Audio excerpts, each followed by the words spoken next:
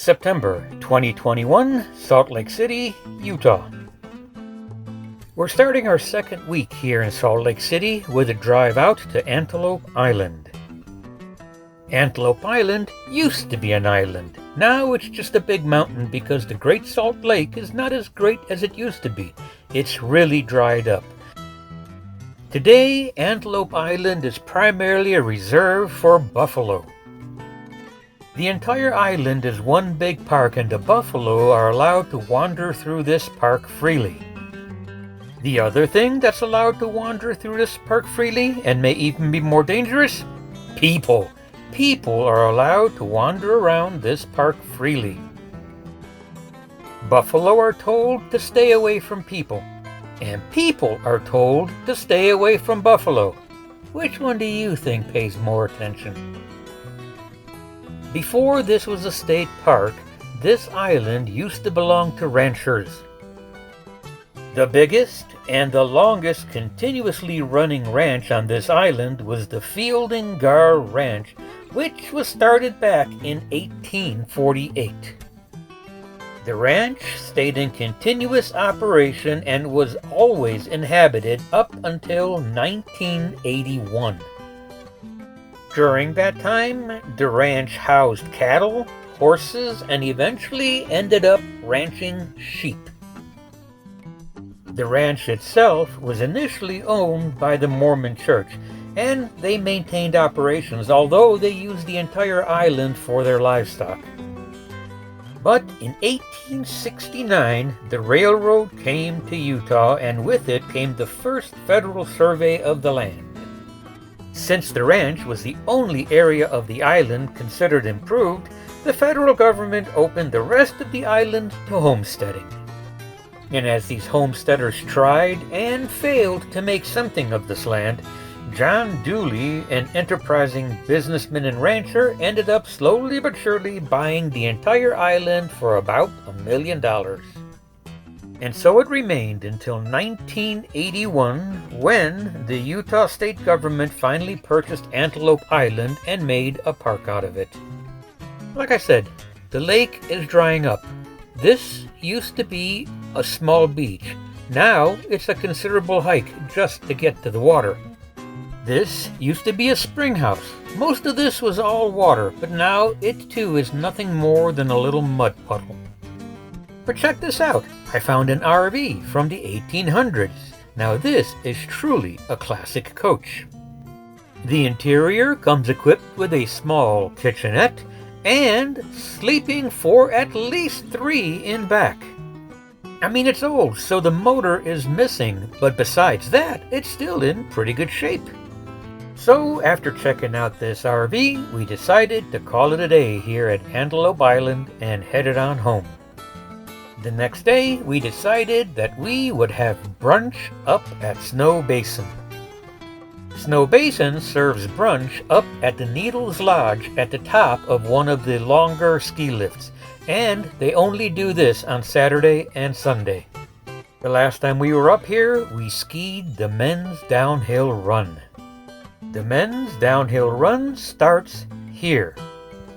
From the starting shack, you ski down this slope, you end up skiing behind that ski lift and further down the mountain. And yes, that is really, really steep. But it's still summer, and we didn't come up here to ski. We came up here to have brunch, well, at least for now.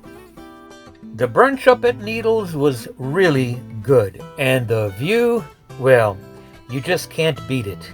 After enjoying brunch with a view, we enjoyed the gondola ride back down to the bottom. If you ever have a chance to do this, I would highly recommend it. We ate a bit too much, so we decided to take a quick drive up to Powder Mountain, another ski resort near here. The idea was to take a little walk, but there was no shade, so we turned around, drove back down the mountain. But the ride back went through a nice treed valley, and we found a nice little place to step off the road and just take a short little walk. Having walked off brunch, we headed on to the Utah Ogden Brewing Company for a little drink. So we ended our day with a glass of bourbon. Ha! What a wonderful day. A new day and a new adventure, this time at Saltair. Saltair sits on the beach, or at least it sat on the beach of the Great Salt Lake. It used to be the place that locals would come for a day at the beach and some fun. Today the building serves as a concert venue, because you can't really swim at the beach of Saltair anymore because there is no beach. We are standing in the Great Salt Lake. We are looking up the boat ramp at what used to be the shoreline. This is the view from the boat ramp looking down at what used to be the lake. Well, after a short stop, we continued right on down the road, heading toward Wendover, which is in Nevada. Wendover, since it's in Nevada, has casinos. Hey, Utah's come a long way, but not quite that far yet. Janet played the slots while I sat at the bar, waited for her, and passed the time by playing a little poker. She might not have done so good, but I had one hell of a run of luck. Look at that, a straight, 4 sixes before that, and then kings. Man, was I on a roll. I ended up breaking the machine. They had to come by and actually pay me in cash. Ha ha! What a day.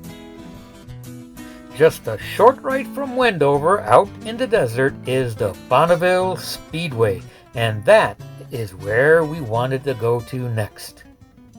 The Speedway is out on the Salt Flats, and we get a chance to drive right on out there and enjoy the view. And this is a great view if you enjoy solid white salt for as far as the eye can see. That's right, we are driving on salt. I'm sure my Jeep appreciates it. The only shade to be had out here is the shade provided by my trusty old Jeep. And that's where we decided to have our lunch with a view. And I gotta say, this view was different. I mean, White Sands back in New Mexico was just as white, but it wasn't salt, and it wasn't flat. It was rolly hills. This was just flat salt right on up to the mountains. Well, anyway, after all that bourbon back in Wendover, it was good to get some food in us, enjoy the view, and then finally pack it up and drive back. Oh, and I put this picture in here only because I think this was the only time we actually saw blue skies. Remember, there's still fires burning out in Reno. And so, it's been a good long day with a lot of driving, and it's time for us to make our way back. Normally, I wouldn't have gone this far, but hey, with the speed limit being 80, you can get a good long way in a day. So, enough driving. Next day, time to go hiking again, and this time it was to Green Pond. The Green Pond Trail starts up at Snow Basin, and it was a nice trail.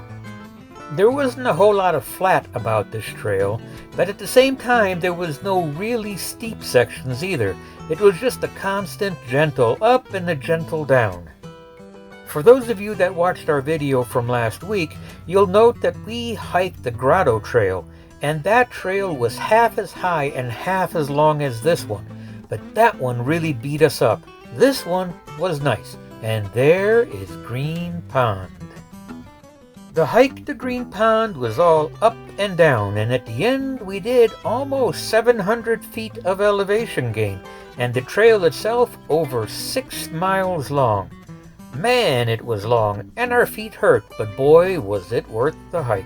So after all that walking yesterday, we decided to take it easy today and start the day off at Sill's restaurant. We remember Sill's from more than 20 years ago as having the best scones and breakfast in the area, and it did not disappoint. I would highly recommend Sill's to anybody who visits the Salt Lake area. After a yummy breakfast, we hit the road and drove down to Sundance, Utah. Sundance is about 50 miles away from Hill Air Force Base where we're staying.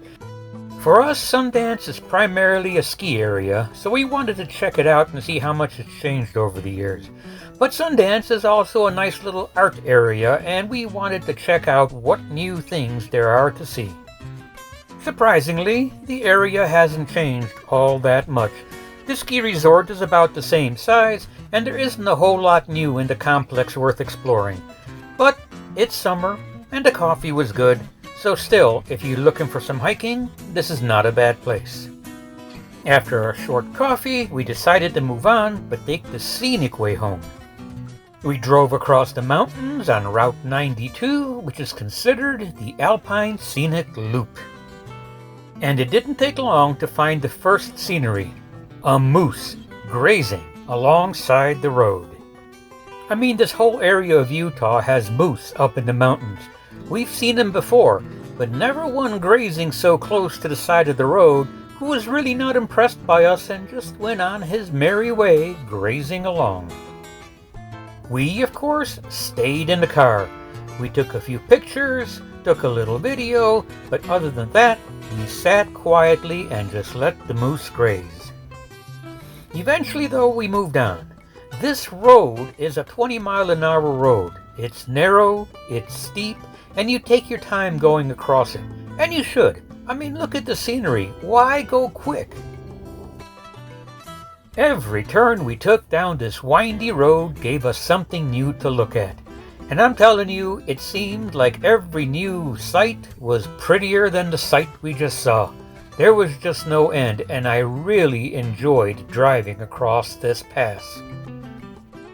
We didn't see any more moose or any other wildlife. And oddly enough, there was no signs warning us about moose crossings. But there was a sign. These were the most dangerous critters on this road. They would come down the middle of the road, going really fast, completely out of control, seeming like they wanted to kill you. We dodged several of them during our crossing. It appears they're most dangerous when coming downhill.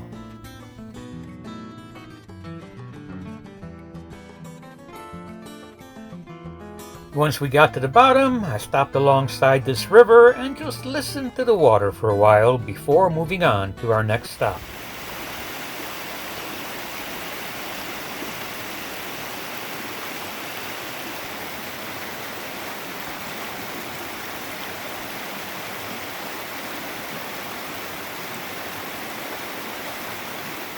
Our next stop was the Snowbird and Alta ski resorts. These two ski resorts are side by side, and one lift ticket will let you ski both resorts. Janet and I skied these mountains 20-some-odd years ago when we lived right here in Salt Lake. We enjoyed looking at these mountains and these slopes, and for some reason they actually look more intimidating without snow than with snow. Either way, we're hoping to be back up here in the winter when these things are actually covered with snow. I am really looking forward to skiing up here again after all these years. But for now, all we can do is take a walk around the area. The slopes are open, so we can take a hike up and down if we want to. Although today, we're not quite dressed for hiking, and we did a lot of it yesterday. So we'll settle for just sitting on the patio with a glass of bourbon and enjoying the view. So, after enjoying the view and the glass of bourbon, or maybe two, it was time to make our way home and call it a day. You know, I just don't get tired of driving through these mountains. It's just absolutely beautiful. The next day marked the beginnings of our last day up here in Salt Lake, and we decided to make it one last hike. We started early morning when it was still cold, but it didn't take long at all before it started to warm up. We were hiking the Wheeler Creek Trail, and that's almost 900 feet of vertical gain before you get to the very top of the trail and get to turn around and come all the way back down again. As always, the views were spectacular. Fortunately for us, the second half of this trail was mainly wooded. So, as the day went on and it got warmer, we were in the shade a whole lot more. It made this whole hike a whole lot more fun. This time, there was no lunch with a view, but there was a snack with a view. and that's good enough.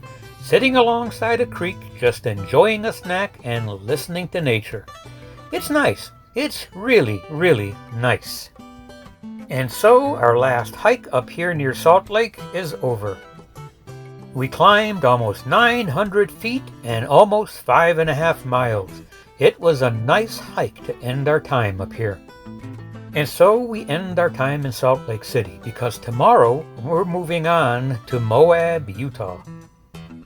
During this trip, we made a stop in Nevada, so we get to add Nevada to our list of states visited. Don't forget to look at the description below if you want to see where exactly we were and have a link to the area. And so tomorrow we move on, and I certainly hope that we'll see you at our next stop.